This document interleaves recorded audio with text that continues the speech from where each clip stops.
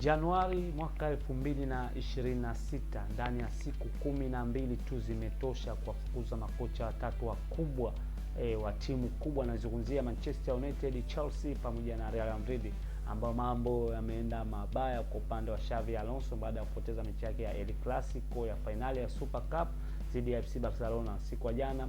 Xabi Alonso pia amepoteza kibarua. Kumbuka kwamba Amorim, kocha wa Manchester United, alipoteza kibarua katika mwaka huu 2026 January, lakini pia kwa Enzo Maresca pia akapoteza kibarua mwaka huu 2026 January. Ni mambo mabaya, ni taarifa mbaya kwa makocha hao kuweza kupoteza nafasi zao za umeneja za kuongoza vikosi vyao.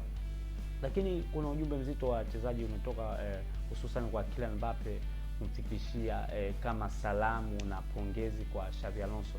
Anaamini kwamba Kylian Mbappe wakati anafundishwa na Xabi Alonso amejivunia vitu vingi ikiwemo kupata confidence, kujiamini kwa Kylian Mbappe. Kumbuka kwamba Kylian Mbappe wakati anaenda Real Madrid hakuwa na performance nzuri tofauti na sasa. Kwa hiyo anaamini kwamba huo ni mchango mkubwa uliotokana na Xabi Alonso.